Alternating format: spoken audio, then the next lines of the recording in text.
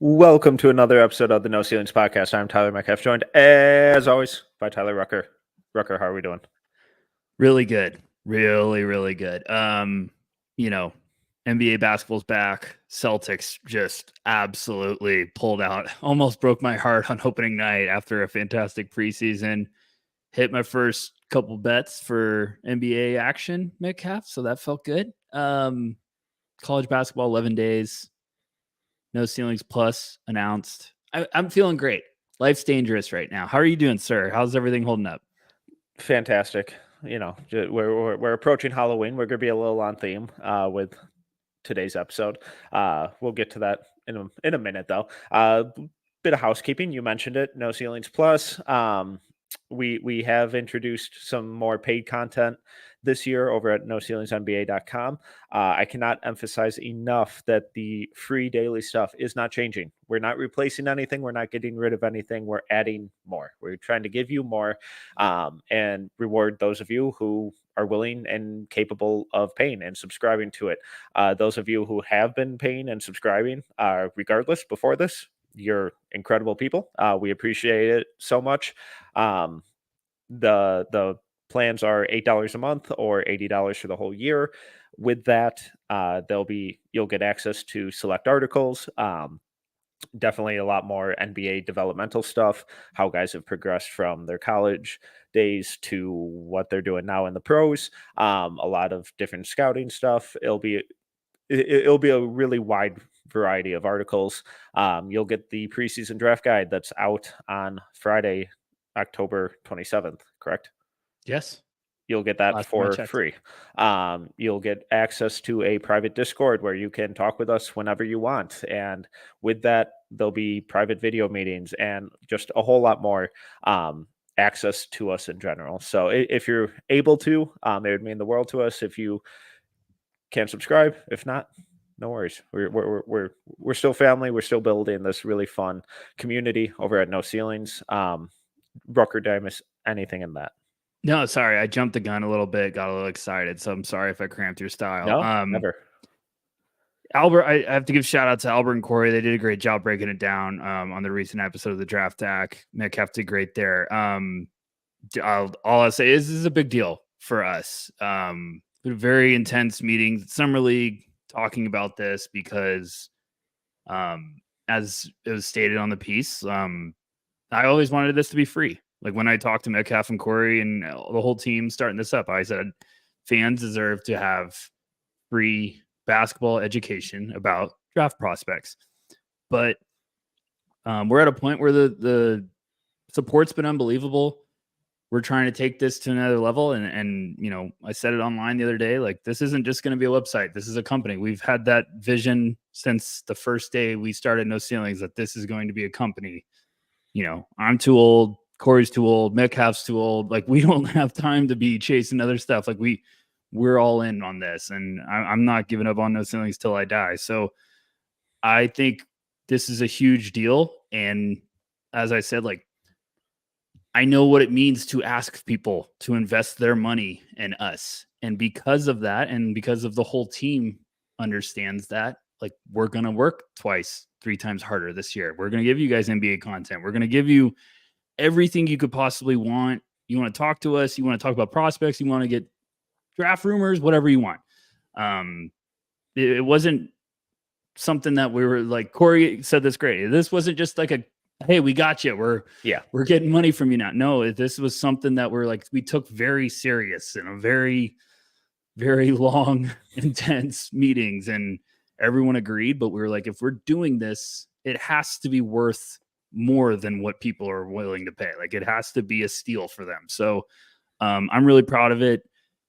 I'm so proud of the No Ceilings team. And I mean, I think our draft guide for this preseason alone is the biggest one we've probably had in terms of analysis. So I just want to say thanks to everyone. Like the moment we announced it, I texted Metcalf at 4 a.m. my time the day we were launching. And I was just like pacing around the room because you don't know, like, we love everyone, but, you know, we don't want to disappoint. And the biggest thing we keep saying is nothing's changing. We're just bringing the dessert. Like you're getting the main course as always, but now we're bringing some dessert on the side. So, you Yeah, sorry I went on the rant there, but just it's been awesome. The initial response we got from everyone, and everyone's signing up already. So please go check out the post, and No Ceilings Plus is going to be worth everything in the world, and we love you guys. All right, let's get into the episode. Let's have a little fun. It is Spooky, Halloween not season. It's spooky season. So we did this episode last year, but we did it really late in the draft cycle, and it's a little more applicable now. So we're building our own Frankenstein monster of a prospect. And yes, I know Frankenstein was the doctor, not the monster. It's just easier for the title. Frankenstein for some. Frankenstein. God, what a flick. Yes. So what we're doing, we're gonna alternate picking certain prospects and certain skills from that specific prospect. The categories that we're looking at filling out are playmaking, on-ball scoring, off-ball scoring, athleticism, on-ball defense, off-ball defense, and frame. We can pick in whatever order of those that we want. However, once a prospect is picked, they are off the board for anything else. I think that's it. I think I covered it. Easy enough, simple enough. We have a billion names to choose from, a billion prospects to choose from. So, Rucker, since I'm a gentleman, I'm going to let you go first.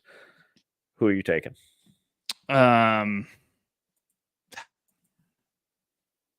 Okay, so this is where I actually have to get strategic when we do the Frankenstein episode, because I know you're going to have the same names I have. So I almost have to jump. Well, stop copying my board and my rankings and my analysis. No, I just know how you think. I know how you think. So I need to jump. Or have I just been gaslighting you this entire time just to win this episode? I'm going to get frame out of the way. Donovan Klingon for frame. I'm gonna do it. Get out of my head. The funniest thing is I had 4 names written down for that one, and that was my deepest one. But Klingon was my first. Frame for Klingon's pretty easily. He's gonna be one of the biggest guys. I know there's another giant that you could put in there. Yeah, it's different. But Klingon's frame, the way he moves, the rumor was he's up to 280 now, so we're getting a 7'2", 280. I actually do. Or do we need to see it? No, because he was big coming out of high school and then lost 20 pounds as a freshman. The problem is 280 could be. It's what is that 280?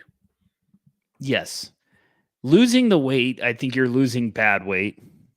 Putting it back on could be. Hey, you thin down. Let's build the muscles up now. Obviously the foot injury, which sounds like it was a toe thing, is always scary, but I think we'll see. The problem is a 260, whatever he was, 260, 265 last year. When I watch him on film, I'm like, people aren't supposed to be able to move like that at that measurements.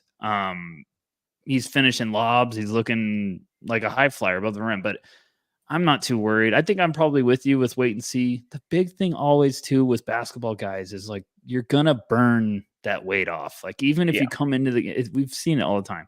NBA, it's easier to burn that because you're playing more often, but I think I'm fine with it. You? Any concern? 10% concern? Just a 5? Yeah, it's literally just let me see him play and I'll probably be fine. It's just I don't know. I feel better about his weight gain and the foot thing than Filipowski's new hip and the weight gain. Yes. Does that make sense? Yeah. And I also think Filipowski's going to be much better this year, but yeah, that'll be fascinating to see how he looks. Okay. You're up, sir.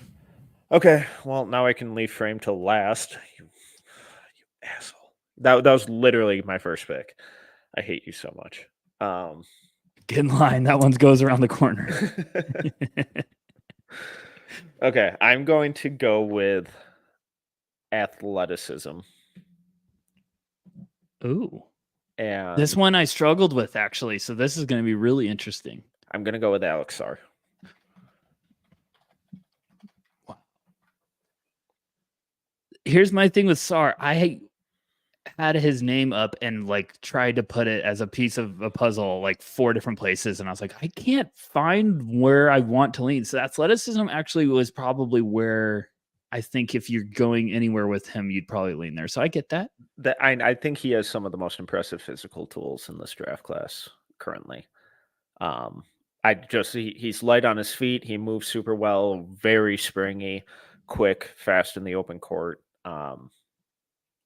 So there are a couple other names I was looking at with it, but the fact that he's already that athletic at that size, I think it's going to it's going to be an easily transferable athleticism into the absurd frame that I'm going to pick later. Yeah, I hear what you're saying. That's a good one because obviously, and everyone remember, we're doing this is a preseason Frankenstein episode. Like Metcalf said, we did ours last year was like in the middle of the beast of the draft cycle. So who knows? Maybe we do an update. But I think this should be an annual thing. Like this is the second annual, Frankenstein. I'm gonna keep saying it that way the whole time, every time. So yes, everyone, I know it's Frankenstein, but I'm gonna say Frankenstein because if you haven't gotten the joke yet, you need to get up on your cinema history. Still feel good about Sar that high on your board? Yeah, I do.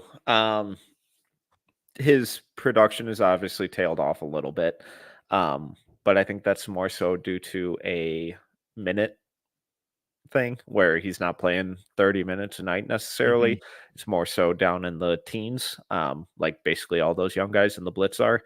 Yep. Some are even lower, which is kind of a bummer, but it's a long season, so we'll see. And he looks good. I think his off-ball offense is incredible. I think it's so much fun. And then he's just like sprinkling in some of these flashes of on-ball creation where he's hitting guys with like these lightning quick spin moves where it's like, oh, that was fun. So it's like, even though the shot's not always going in, I feel like the process is still really good. The defense still looks really good. He's starting to get in a little bit of foul trouble here and there, but it's what I kind of expected to happen, where the way he was playing was pretty unsustainable for an entire year. So he's come back down to earth a little bit, but he still looks like, I would say, an easy top 5 guy at this point. What about you? Yeah, no, I think I'm right there with you. The NBL minutes and stuff like that never worries me because I also feel like with a lot of those teams, it's the same mindset as NBA teams. Unless you're a top pick, you're not really. You got to earn your minutes. They got games to win. They're trying to win games. So we've seen a lot with NBL where they finally get to the point where like, okay, let's play the young guys. Like, and I get it, but a lot of fans, I feel like even first week of the NBA season are going to be like, why aren't we playing our rookie? And it's like, because they're trying to win games right now. Like, shout out Wizards fans. Yeah, just relax. Like, also, Lakers, play Max Christie a little bit. You need some size on the wing. Let's get my boy Max some minutes. I have thoughts that I want to share on another show about that, but the Cam Reddish clock is ticking, and it's Max Christie breathing down his neck. So, yeah, that over under would be amazing. I need them to add that to the Bill Simmons podcast. That over under. Okay, I'm up next. It's tough. It's really tough. Really, really tough. Okay, well now I can wait on athleticism. Oh wow! Now my athleticism, I can actually move into another category. Okay, I'm gonna go playmaking. I'm gonna shock some people. I'm gonna go Elliot Cadeau for playmaking. I had another name actually higher, but I want to go with Cadeau right there. I'm loving it, and now I have that vision at 7'2". I have Elliot Cadeau's playmaking ability at 7'2", 280 pounds. So I've already made the best basketball player ever, besides Larry Joe Bird.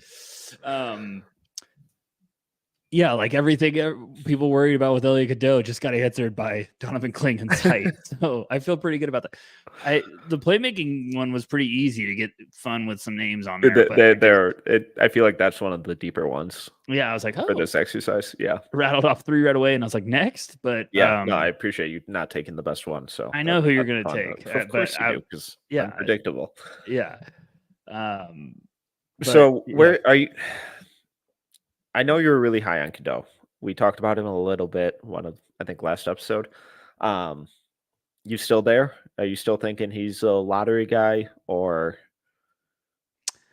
I'm still there. I'm still high. okay?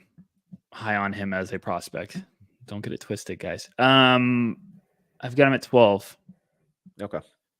I just think And I like him as a player. I think he's super fun on ball. I think he's I just explosive in and out of his gears. I think he can get away from you fast Yep. when it comes to separation. I'm buying the shot. I really am. And I think he can get I think he knows he's small and he's a little bit of a bulldog, just a pistol getting through the lane. And like I know people are gonna be like, oh, well, he needs to prove he can finish at that size.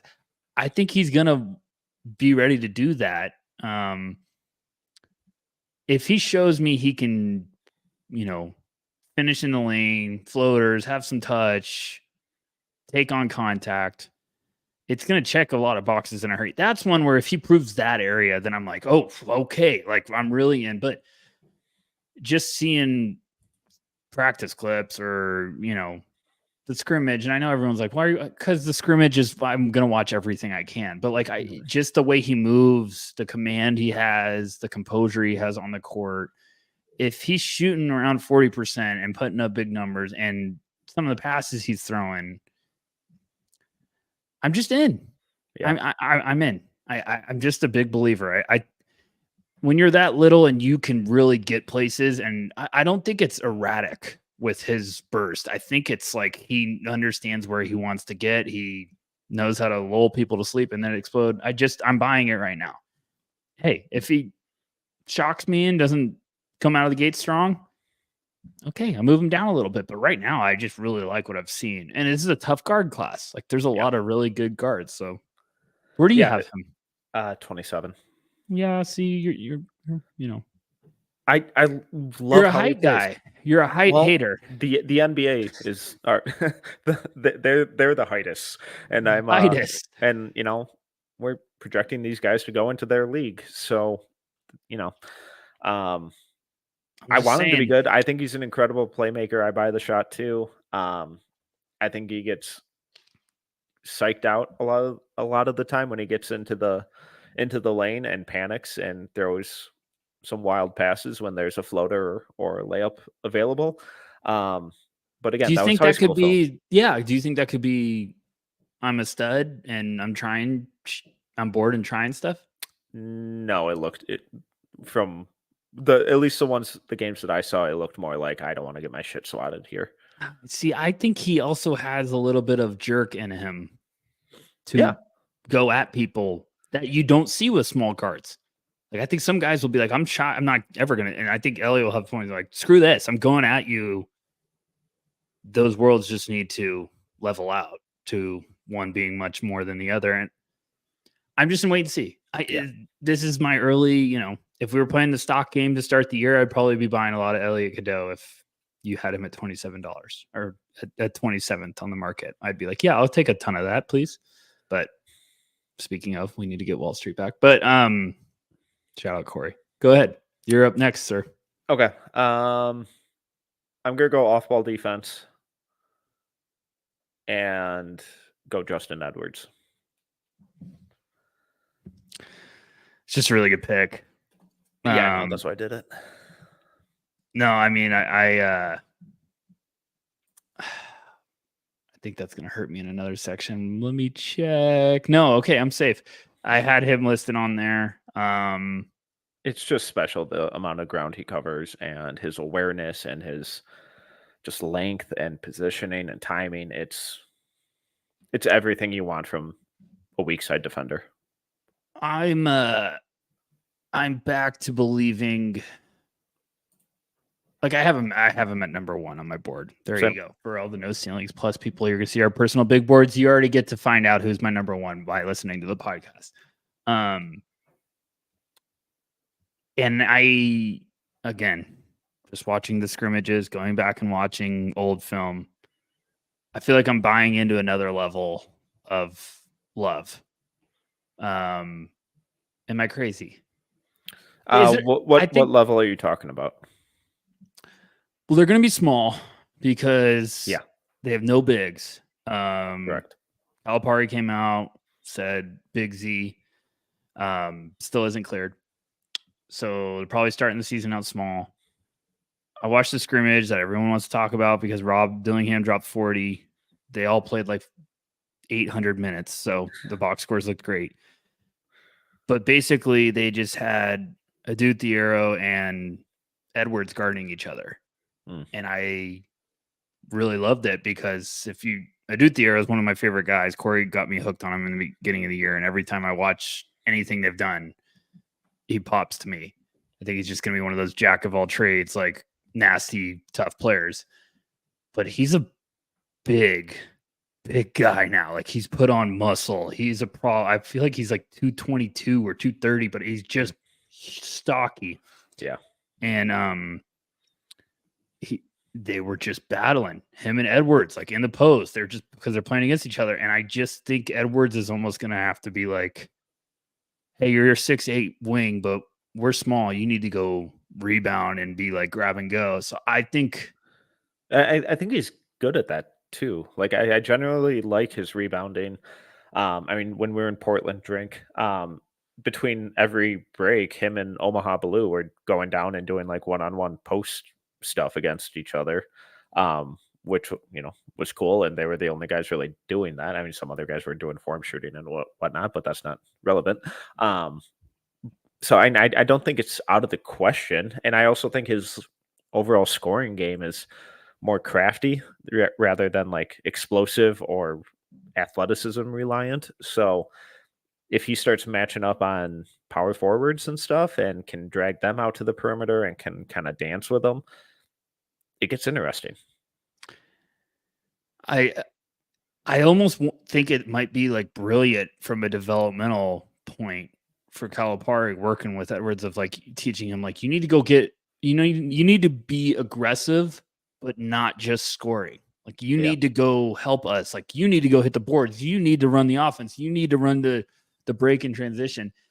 It would not shock me if Edwards comes out of the gate and is putting up some really nice performances like in his couple of games just because they're going to be struggling. They're going to need someone to step up. And I think, like you're saying, like he thrives if you put the ball in his hands to give him a little bit of versatility. And I'm a big fan. I'm really, really intrigued. I think he's going to be one I think that's going to like find that switch this year and really start to put it together. And people are going to be like, okay, this is why he was number 1.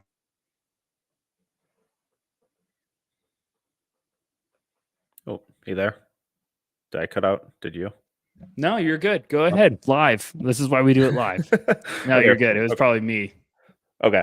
Cool. Okay. So I went Justin Edwards. Who you got? The whole time is I forgot that was your pick because I was so excited about talk about Justin Edwards. So that's great. Okay. I'm gonna go on ball defense here. Oh. And I'm gonna pick Garway Duval. Yeah. Yeah, you know it. Yeah. Yep. You know what's funny is one Word document tried to correct Garway to Garvey, so that's fun. That's common. I always have to remind myself he's listed at 6'5". Yeah, he's big. Like I don't know why, but watching him, I just always assumed he was like the Emmanuel Quickly that's like small, or no, not Quickly, but I thought he was like 6'2" with like a 6'8" wingspan, like just an alien build, like a Rondo build. And then I'm like, oh no, because Quickly is 6'4", right? I think, or 6'3", 6'4". But Garway's a big boy. I love him. That's all I had to say. Quickly 6'2". Okay, At least so I guess that's I what the was there. internet's telling me. So, yeah, and On the line. I love that pick. Everyone knows how much I love Garway. My only concern with him. Here we go. You wouldn't have had a concern if you No, I drafted. did. I probably was going to. Is how he can kind of get a little complacent with like the reach around when guys try and drive on him. I mean, his success rate is incredible at it, just because his hands are incredible and he's super long.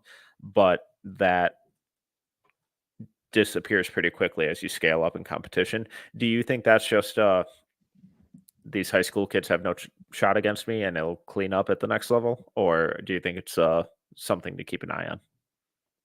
Both worlds. I think you're always wanting to keep an eye on it. I think a good head coach at the next level is the first time you do that in practice. It's like, stay the heck in front of them. Yeah. Like, just like, you don't do that here. He like, can, and he does. Yeah. Like he easily has like the defensive fundamentals, the athletic tools, the footwork to do it. It's just in high school a lot. It'd be like, yeah, I'm just gonna reach around and take it from you instead. There's defenders that can do that, and it's almost like a calculated, really smart.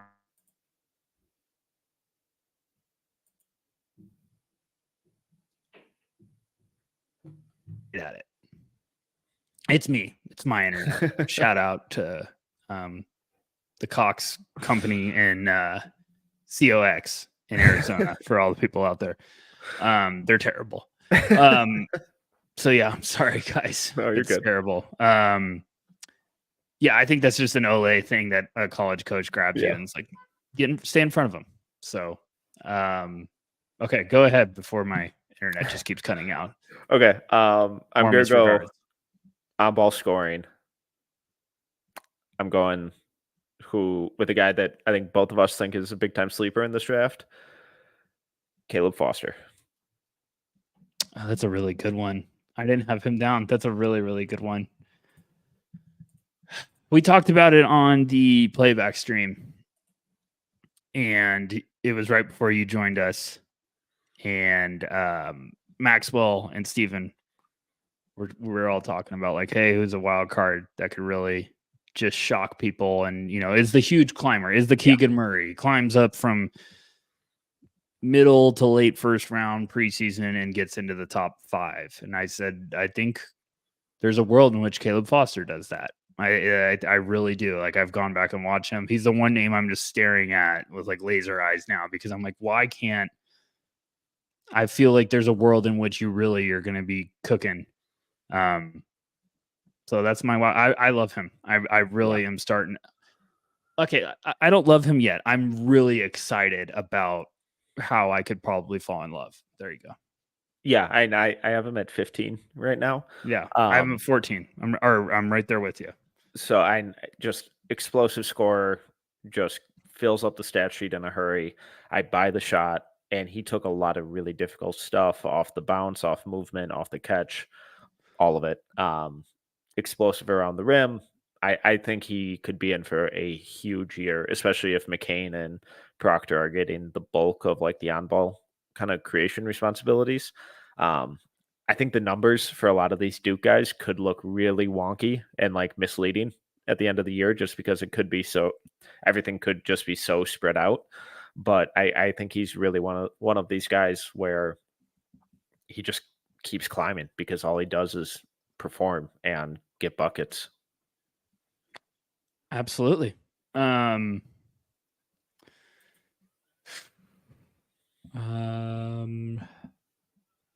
Okay. I'm going to go I feel like I'm going to spice it up, and you're going to be shocked that, or no, you know what?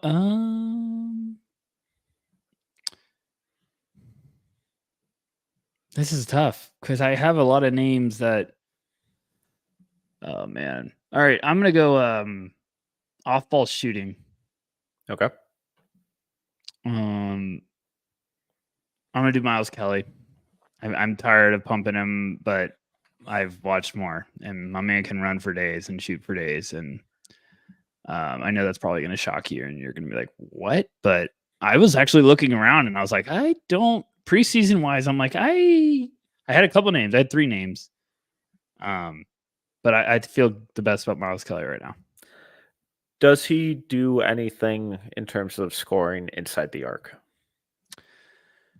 A little, not as much as you want. Like that's the next step, but he's running off of screens like crazy. He's running all over the place. He's catch and shoot. He's spot up. He's shooting on the movement. Both ways. I just like the shot too. The shot I think is lightning quick and good size. So, let me fall in love, or let me like a guy. Why wouldn't you watch him? You told me Kobe Buffkin last year, and I watched him. Why won't you watch Miles Kelly? Yeah, why won't you trust me? That was in season. There are other games going on. The second he steps foot on the court this season, I'll watch. You're not That's not true. You're not going to make a Georgia Tech basketball your first priority. There's a problem with that. Why won't you? Well, it won't be my first YouTube priority. TV has a quad box now. I'm getting to it. God. No, he just has that quick lightning release where it's almost like the Buddy Hields, the Ben McLemore's, where you're just coming like lightning quick, where you can really do some damage. And I just am buying that if he needs to take another step forward and be more versatile this year, but I'm buying the raw tools so far. So, plus fair like, enough. And you're not alone by any means. No, and he had like 20 a game in the last 7 games. Those are humongous, those streaks to end the year in my book. I think those are huge for confidence building. So I'm just buying it. But go ahead. Okay. I'm actually interested to hear who you picked for that one. That one I was kind of like, I don't know who really is lighting it up for me. Yeah, I don't know where I'm gonna go for that one. So I still have some pondering to do. You know what? I'm just gonna keep it easy. Playmaking, Taron Armstrong. Okay. I thought you were gonna go another direction. What, Toppage? Yeah. Nah. Taron's better. Okay. Proud of you for that. Really, really proud of you. He's been the best playmaking prospect in the world for 3 years running.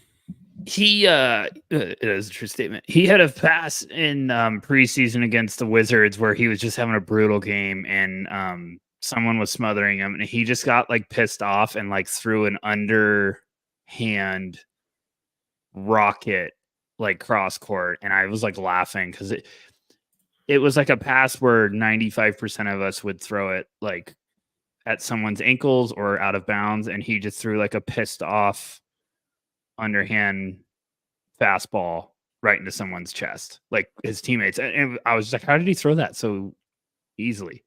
It was just amazing.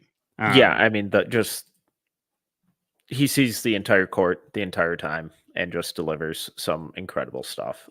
So he's going to go to the EuroLeague and win multiple titles. I already know it. Yeah. And if he ends up with like Barca or Real, it's game over. 100%. For them. And 100%. I hope he at least gets a shot in the NBA. He needs to start scoring something, but a couple of years that's away. Not what I drafted. So 3 years away from being 3 years away. Okay, so I'm up next. Yeah. I drafted on ball defense. I didn't. Okay. Oof. I feel like this is going to drive you crazy. I'm going to go on ball scoring. And I'm going to go Stephon Castle. Okay. I'm buying that he's a bad man with the ball in his hands to get where he wants to go. So I feel very good about that pick. And I've talked about Stephon Castle in like the last 6 straight episodes, so I don't need to go in depth. If you want to just pick one. No, I like Castle a lot. 11 no, you don't. Stop trying to make fetch happen. You don't like him a lot. You and others like him a lot more than I do. Yes. I'm at 11, and he hasn't played. Oh, you moved him Minute. up one. No, I didn't. I thought you had him at 12 before. No, Okay. All right. You're lying to me. I may have moved someone down. Okay, you're up. Go ahead. Okay. I'm gonna go off-ball scoring. I'm gonna go with my boy Jacoby Walter. Yeah, I had a feeling you were gonna do I buy the shot. I especially off-ball shooting or off-ball scoring. Off-ball scoring. Oh, I So didn't that have involves off-ball scoring down. I had involves off-ball cutting. That involves off-ball movement. shooting. Yeah. So now we have another category I gotta add. Nope. That was you just mislabeled yours. Okay, I have the files. I have the files from last year. I'll pull it up. No. Run the tape. Look. Go back to the intro. Read what I read.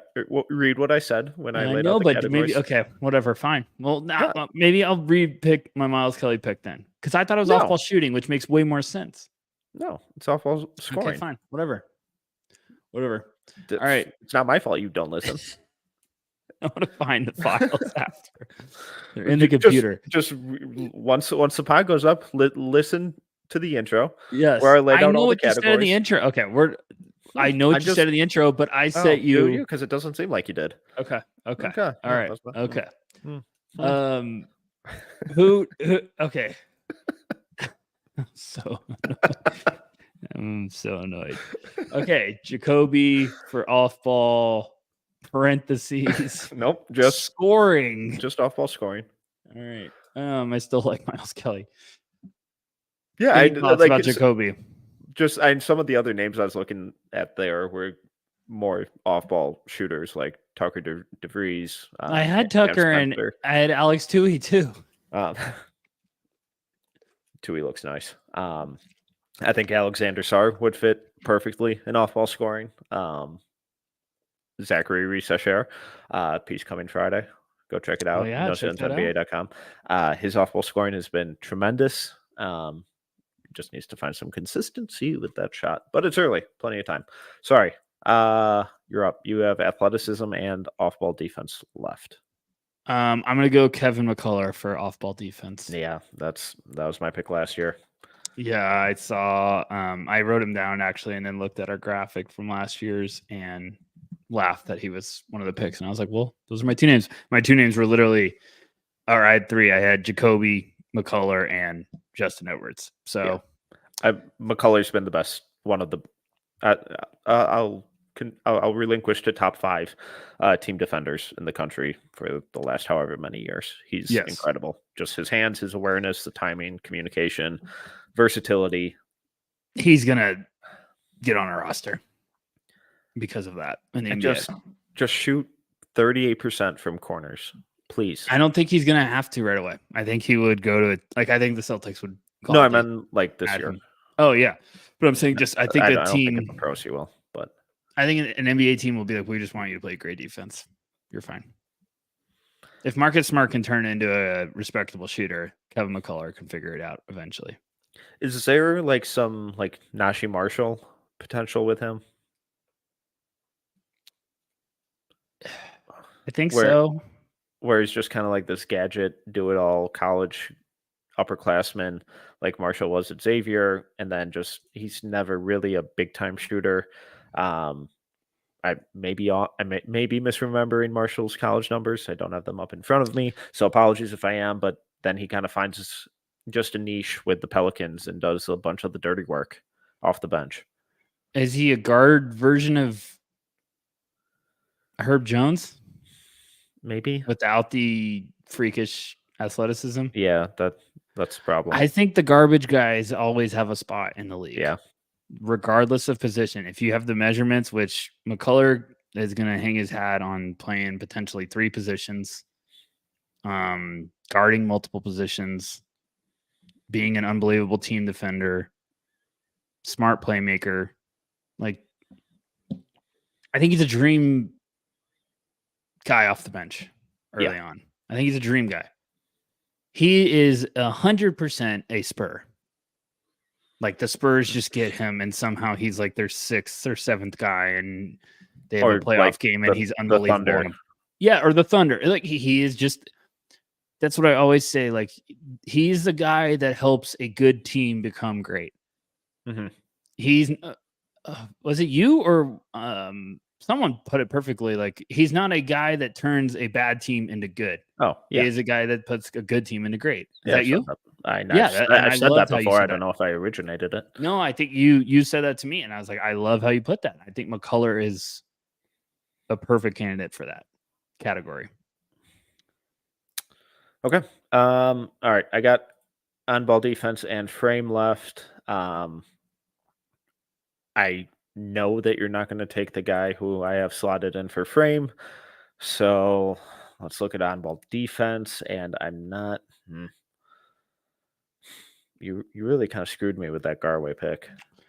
Yeah, it gets tough after that. I also keep forgetting that I already took on ball defense, which I'm really proud of that. And like there are some names like way lower down my list that I could go after, but that doesn't seem fun.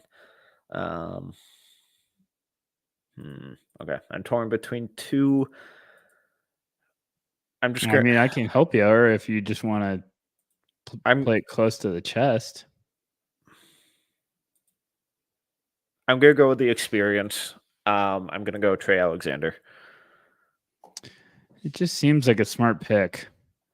It's also funny that we just got down to be like, okay, let's get our guys like what we know. So And they're both I was defensive positions. I was torn between him and Scotty Middleton. I had a wild card for on-ball Ooh, defense. let's hear it. Bronny. That's a good one. Yeah, I didn't have the guts to say that's one of my top picks, but I also, from watching him in Portland, I feel like He's me and an you awesome elbowed defender. each other at once, and we're like, he really Yeah, like understands fundamentals of.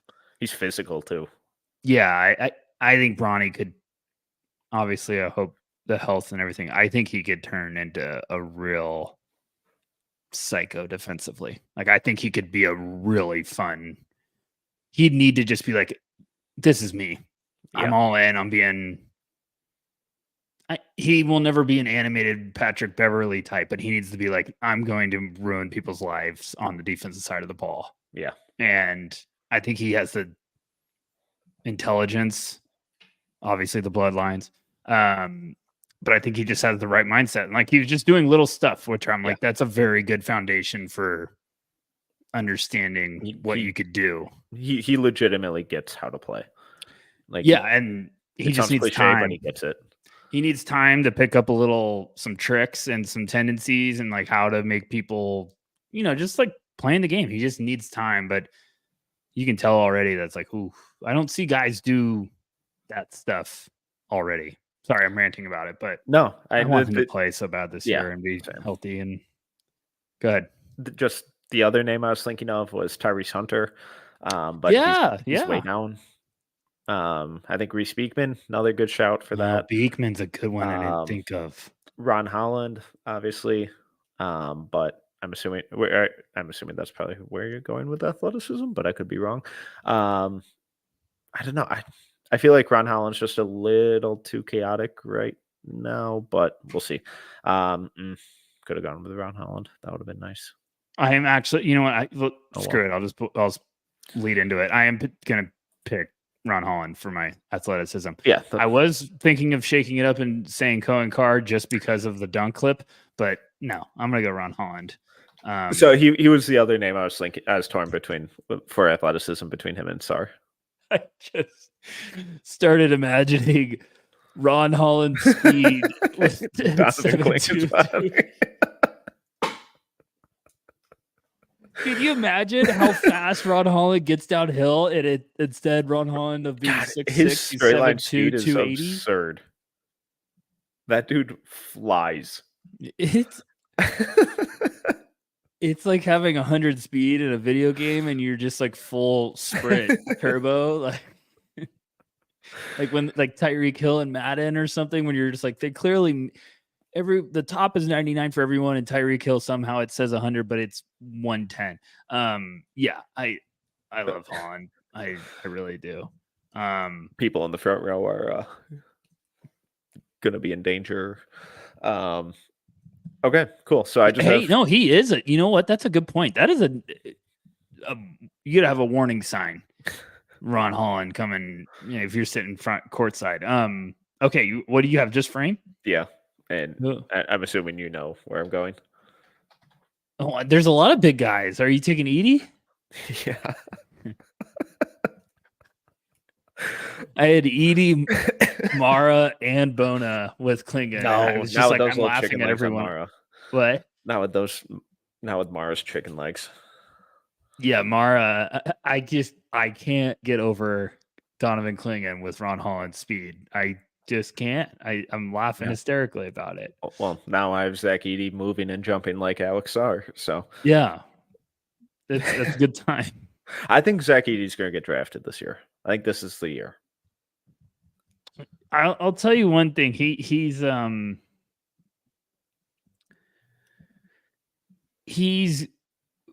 climbed my rank. Like, I still think I have him on the outside because I know I'm going to end up moving him up throughout the year because I'm going to watch him more closely than ever because I'm going to be like, okay, he's all in now on trying to get the best possible resume to get drafted.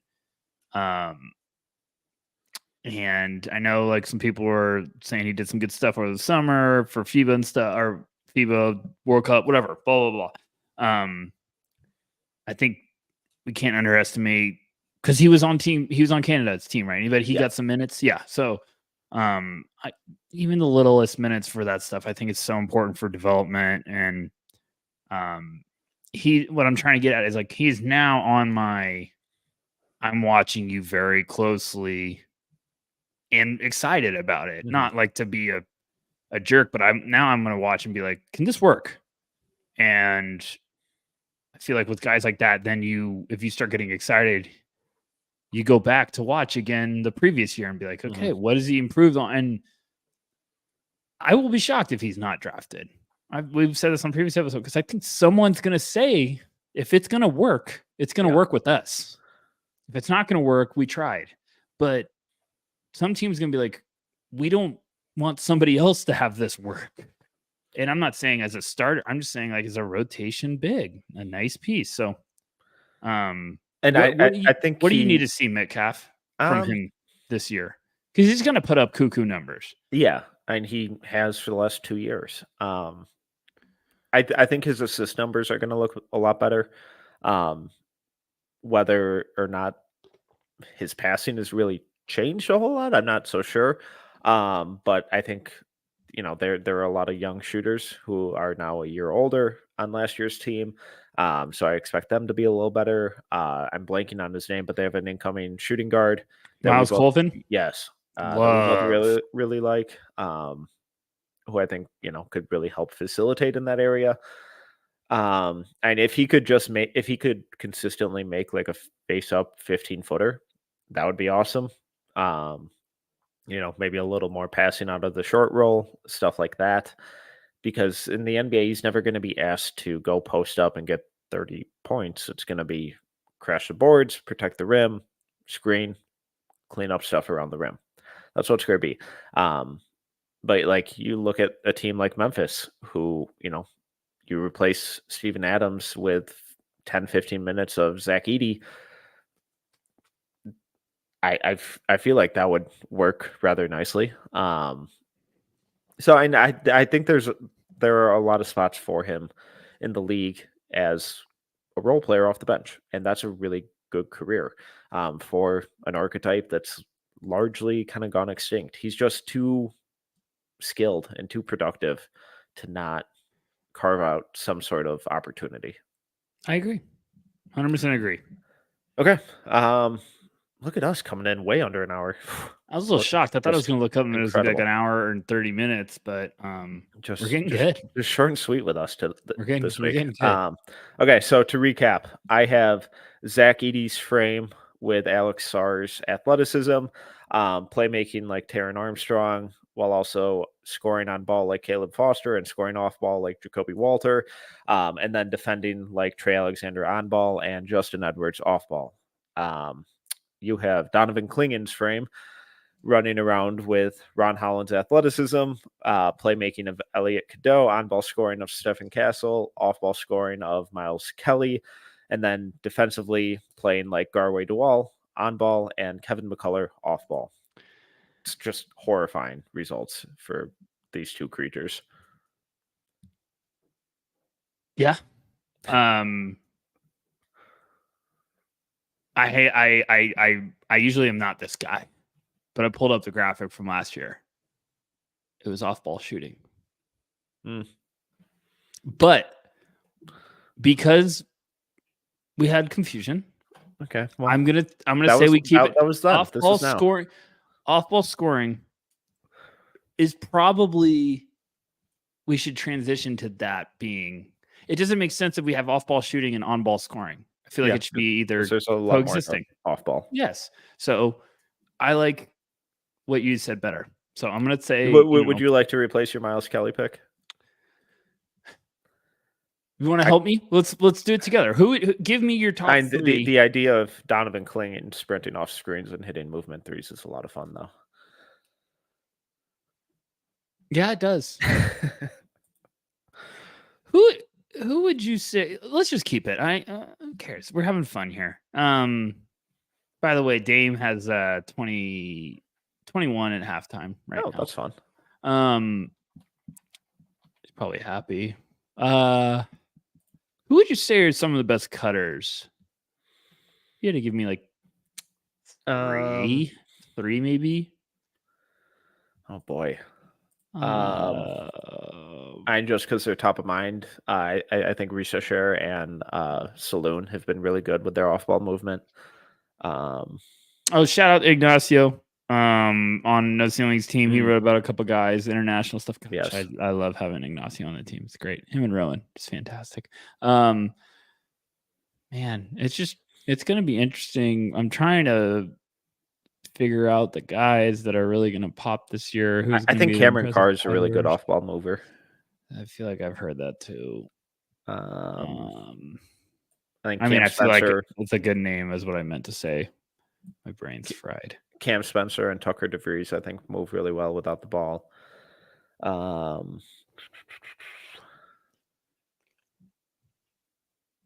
a lot of names. Interesting. There are a lot of names on here that don't.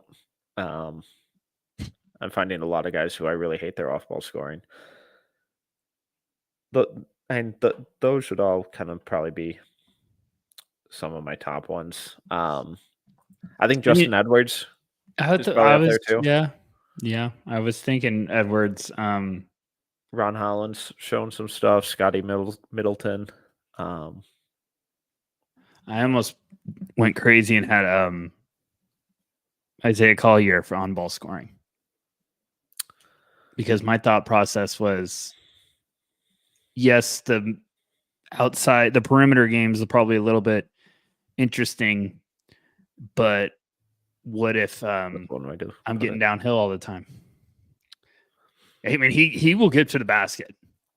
Oh, he's going to put up. Oh, I bet he's close to 20 points a game.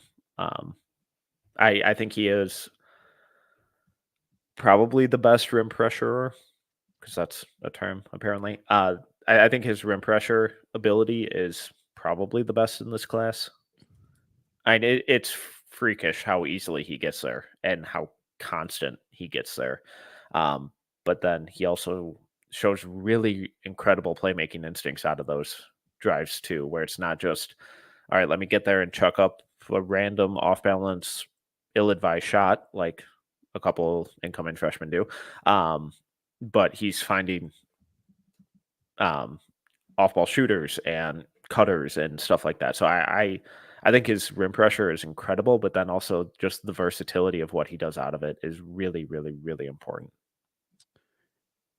There's a world in which he gets into top 5 talk, but there's got to be something with the jumper. It's unbelievable, like how, and I don't want this to sound bad, like how little of a development I need with the jumper for me to be like, I'm all in, because like he is a bowling ball getting downhill. people bounce off him. He doesn't care. He goes through you. Like he just like, okay, like you buckle up. You're in for a bumpy ride. Like I think the playmaking's there. I think he's nasty. I think he's physical. There's just a very big need for one area to show. But if I'm with Metcalf, I think there's a world in which he's going to put up big numbers this year. A lot of people are going to be pumped because of those numbers, but I'm expecting him to average a lot.